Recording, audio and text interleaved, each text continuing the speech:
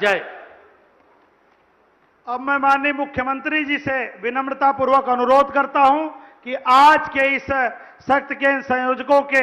सम्मेलन में आप अपना महत्वपूर्ण उद्बोधन मार्गदर्शन देने की कृपा करें। माननीय मुख्यमंत्री जी।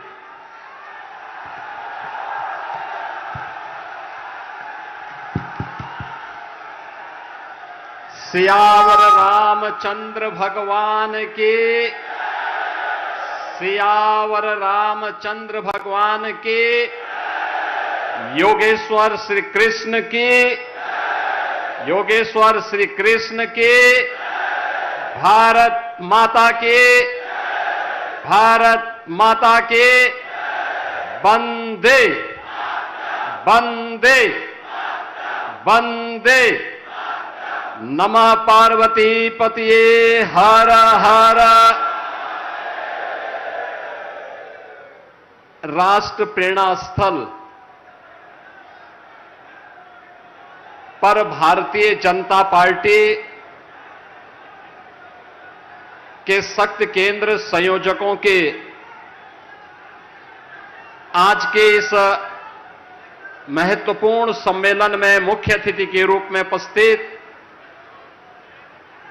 भारतीय जनता पार्टी के राष्ट्रीय अध्यक्ष माननीय नितिन नवीन जी, भारतीय जनता पार्टी के राष्ट्रीय संगठन महामंत्री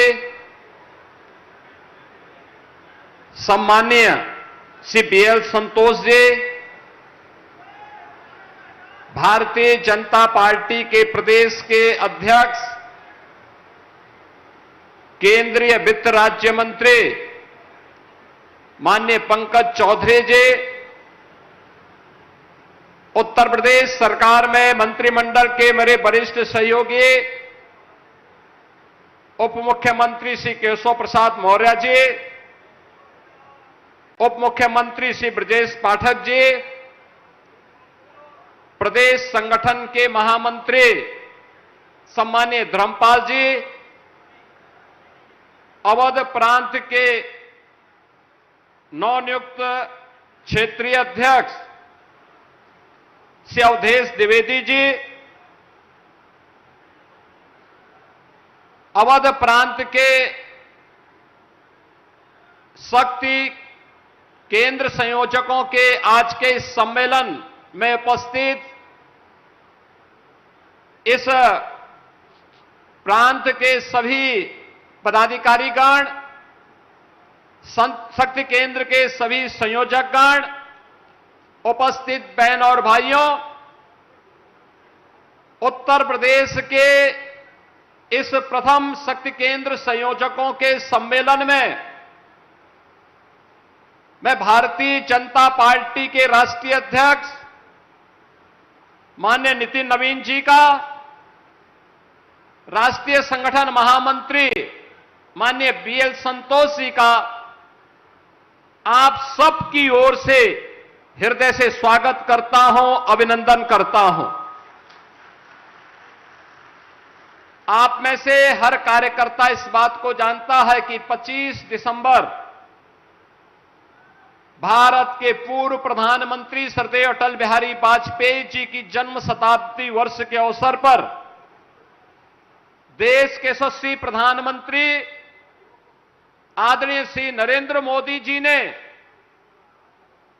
इस राष्ट्र प्रेरणा स्थल को राष्ट्र को समर्पित किया था। ये राष्ट्र प्रेरणा स्थल वही स्थल है जहां पर भारत को भारत की आत्मा से परिचित कराने वाले स्वतंत्र भारत के 3 महान विभूतियों की जीवन दर्शन पर आधारित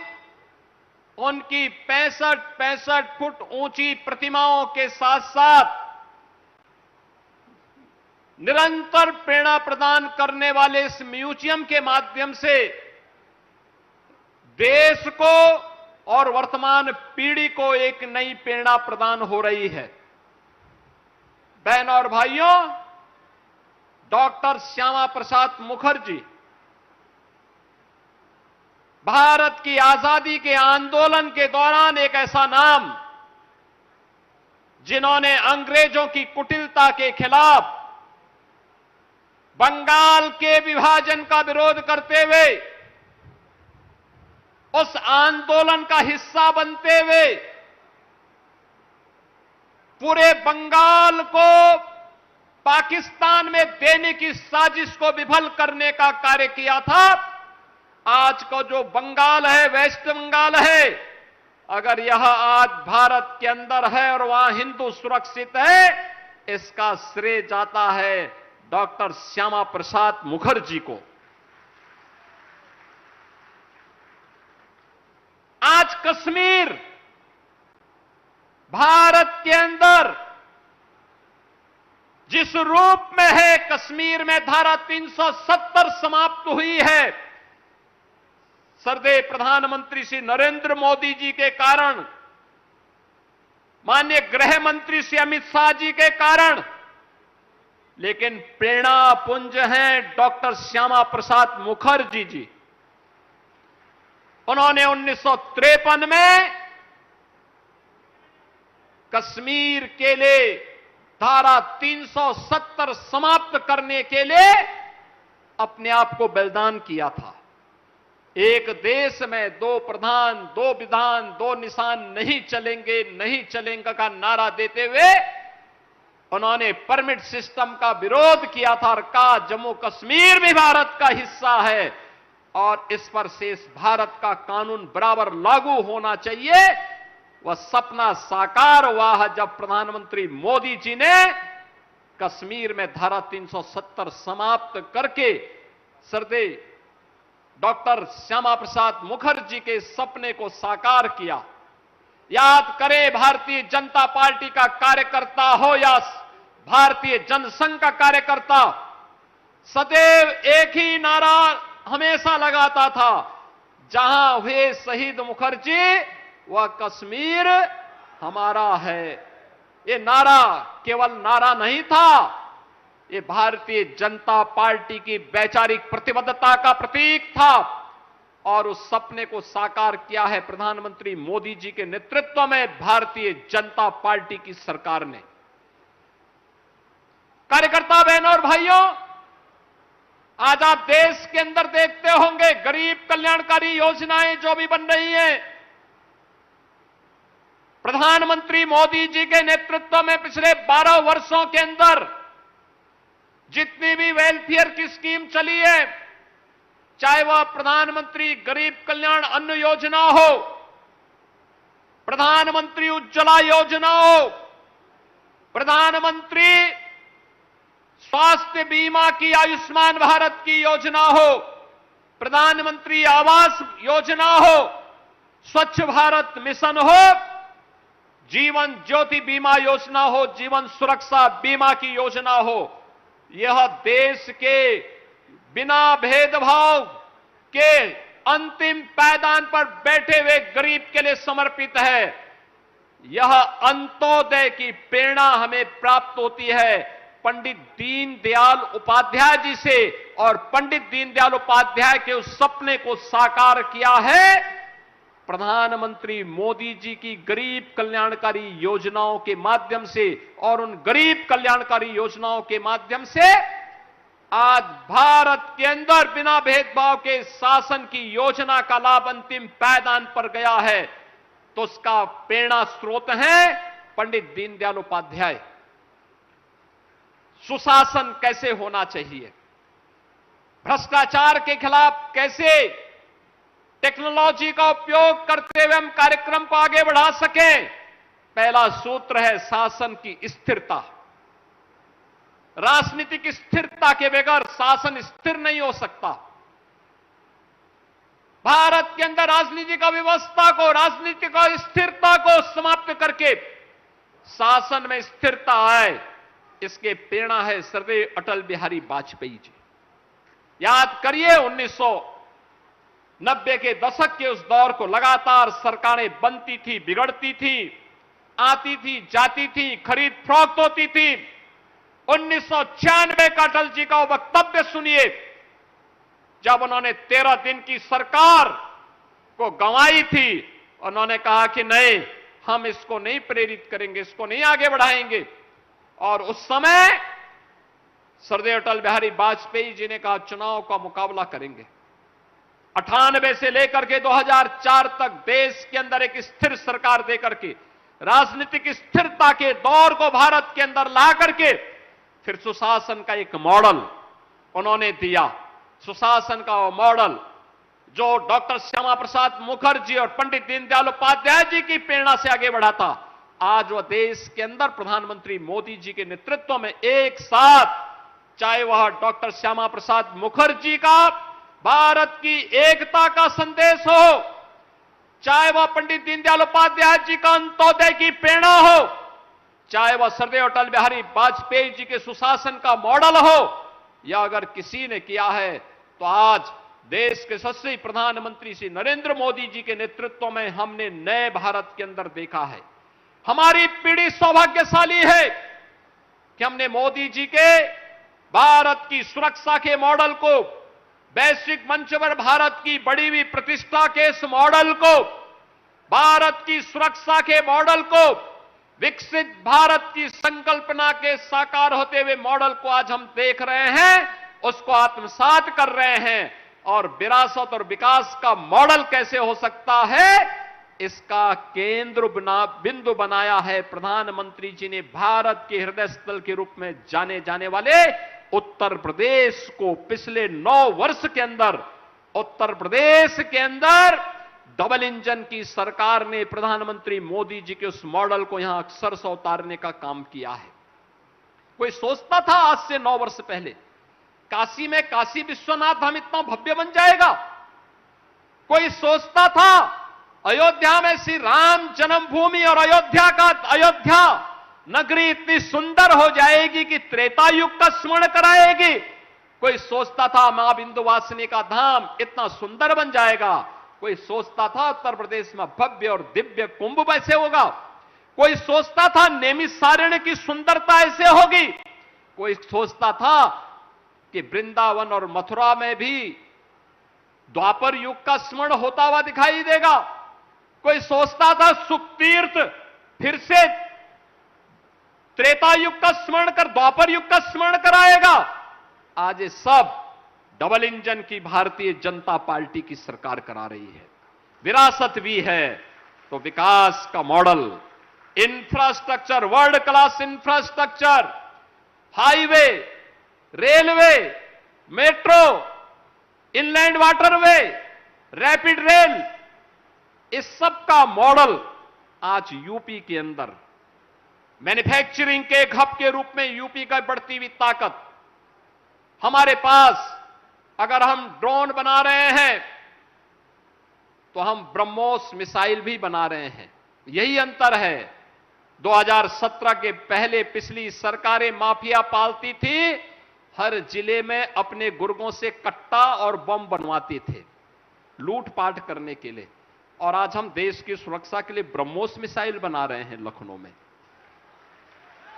हमारे लिए राष्ट्र सुरक्षा महत्वपूर्ण थी, उनके लिए अपना लूट तंत्र मजबूत करना महत्वपूर्ण था, और उसके लिए वे लोग लगे रहे। ये वे लोग हैं जिनकी अपनी कोई विचारधारा नहीं। भारत का विरोध करना, भाजपा का विरोध करते करते कब वे भारत का विरोध करेंगे कोई पता नहीं। उनके दैनिक दिनचर्या का हिस्सा है। वे निरंतर इसके साथ लगे रहते हैं। वे लगातार इन कर्मों के साथ जुड़े हुए हैं। उनकी आस्था तब आहत नहीं होती है जब बाबरी ढांचे का समर्थन वे लोग करते हैं, तब भारत की आस्था की चिंता उनको नहीं होती है। जब वह भारत के मानबिंदुओं का अपमान करते हैं, जब लैंड जिहाद, लव जिहाद और थूक जिहाद का बड़ी बेशर्मी के साथ ये लोग समर्थन करते हैं, तब इनको भारत की आस्था और उत्तर प्रदेश की आस्था की चिंता नहीं होती है। लेकिन वोट बैंक की तब चिंता होती है। लेकिन जब भारत की आस्था को आहत करना हो तो प्रत्यक्ष और प्रत्यक्ष रूप से इनके द्वारा प्रहार करने के कोई मौके नहीं चूके जाते हैं। बहनों और भाइयों, हम सबको याद रखना होगा, आज जो विकास दिखाई दे रहा है, आज जो सुरक्षा का मॉडल है, आज जो सुशासन का मॉडल है, और जिस प्रकार से डबल इंजन की सरकार समाज के प्रत्येक तबके के लिए, क्या वो युवा हो, क्या वह आधी आबादी बहन और बेटियों के स्वावलंबन और सुरक्षा से जुड़ा हुआ मुद्दा हो, क्या वह अन्नदाता किसान हो या गरीबों तक शासन की योजना का लाभ बिना भेदभाव के उपलब्ध करवाने का कार्य बिना रुके हुए, बिना डिगे हुए, बिना झुके हुए, बिना थके हुए निरंतर पहुंचाने का कार्य कर रही है। और यही तो पीड़ा है इन विपक्षी दलों को, समाजवादी पार्टी, कांग्रेस, इन सब की चिंता यही है कि जिस तबके को ये जाति के नाम पर बांटते थे, वर्ग के आधार पर विभाजित करते थे, वह तबका तो गरीब कल्याणकारी योजना के माध्यम से गरीब को, किसान को, नौजवान को और महिलाओं को डबल इंजन की सरकार ने अपने के साथ जोड़ने का काम किया है, भारत की एकता और अखंडता के लिए, क्योंकि हर भारतीय जनता पार्टी का समर्पण है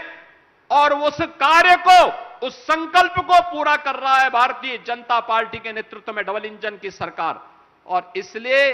वे विभाजन की अपनी सारी की सारी मेहनत का कहीं ना कहीं ठीकरा अब फोड़ करके भारत की आस्था पर प्रहार करने का कार्य कर रहे हैं। और इसीलिए मैं आप सबका आह्वान करूंगा, यह समय है हमारे लिए जब हम इन सब के प्रति जागरूक हों। शक्ति केंद्र का मतलब भारत की लोकतांत्रिक व्यवस्था का वह केंद्र बिंदु जहां से एक एक मतदाता के साथ हमारा संवाद शुरू होता है। प्रधानमंत्री मोदी जी ने हमेशा कहा है, चुनाव जीतने का मतलब विधानसभा में चुनाव नहीं लड़ा जाता है, चुनाव लोकसभा स्तर पर और जिले स्तर पर और प्रदेश स्तर पर नहीं लड़ा जाता है। चुनाव का केंद्र बिंदु तो बूथ होता है और चुनाव का केंद्र बिंदु शक्ति केंद्र होता है। शक्ति केंद्र, अगर शक्ति केंद्र मजबूत है और हमारा बूथ मजबूत है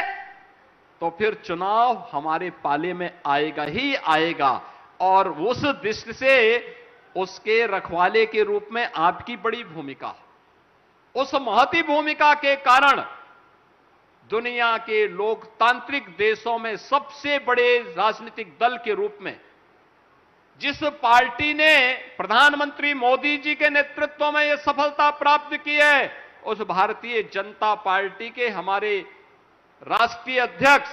माननीय नितिन नवीन जी आज हमारे इन शक्ति केंद्र संयोजकों के साथ संवाद बनाने के लिए स्वयं प्रदेश की राजधानी लखनऊ में आए हैं। और इस दृष्टि से मैं उनका आप सबकी ओर से हृदय से स्वागत करता हूं, अभिनंदन करता हूं। बहनों और भाइयों, जब शक्ति केंद्र मजबूत होगा तो बंगाल जैसी जीत प्राप्त करने में कोई कठिनाई नहीं होगी। बंगाल की जीत केवल जीत नहीं है, बंगाल की जीत का मतलब पंडित यानी वह डॉक्टर श्यामा प्रसाद मुखर्जी के सपने को साकार करने की जीत है। जिस बंगाल को घुसपैठ का एक अड्डा बना दिया गया था, जिस बंगाल में अराजकता को चरम तक पहुंचा दिया गया था, जिस बंगाल में भारतीय जनता पार्टी के अनगिनत कार्यकर्ताओं ने अपना बलिदान दिया है, उस बंगाल में भारतीय जनता पार्टी की थंबिंग मेजॉरिटी के साथ सरकार बनना इस बात को साबित करता है कि हमारा शक्ति केंद्र मजबूत होगा, हमारे लिए कुछ भी कठिन नहीं होगा। और अगर शक्ति केंद्र मजबूत है तो सब कुछ हमारे हाथ में है। और इसलिए बहनों और भाइयों, मैं आज के दिन पर आप सबको आह्वान करूंगा कि आज राष्ट्रीय अध्यक्ष जी का मार्गदर्शन प्राप्त हो रहा है, राष्ट्रीय संगठन महामंत्री जी एक एक कार्यकर्ता के उत्साह को स्वयं अवलोकन कर रहे हैं, देख रहे हैं, और फिर उसके अनुरूप वे अपने रिपोर्ट और अपना मार्गदर्शन भी फिर भेजेंगे। लेकिन आज के इस अवसर पर ये आप उत्तर प्रदेश के अंदर पहला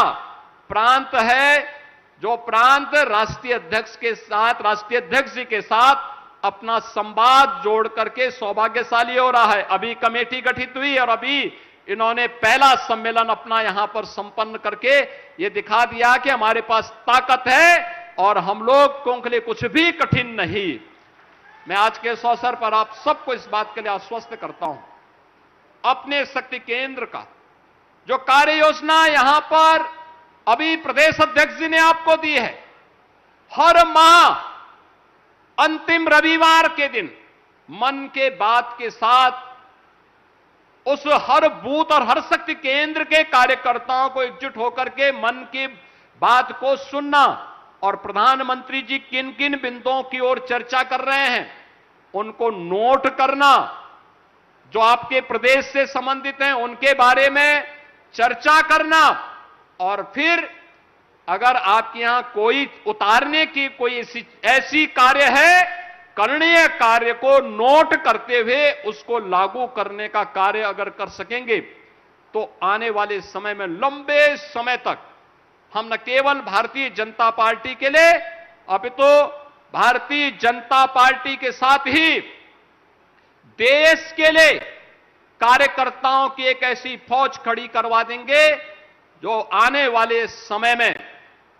उच्च मूल्यों और आदर्शों के साथ ही राष्ट्र को समर्पित रूप से कार्य करने वाले कार्यकर्ताओं की एक महत्वपूर्ण टीम के रूप में हर एक स्तर पर दिखाई देगी। इस विश्वास के साथ आज जब आप यहां पर आए हैं, हम जानते हैं भीषण गर्मी है, इस भीषण गर्मी में राष्ट्रीय अध्यक्ष जी लगातार कार्यक्रम कर रहे हैं, लगातार उनके दौरे चल रहे हैं, अलग अलग राज्यों में भी चल रहे हैं और कल से ही कल ठीक 11 बजे वे लखनऊ में एयरपोर्ट पर उतरे और 11 बजे से लगातार उनका कार्यक्रम देर रात्रि तक 12 बजे तक उनका कार्यक्रम कार्यकर्ताओं से मिलन का चलता रहा। अलग अलग कार्यक्रमों के माध्यम से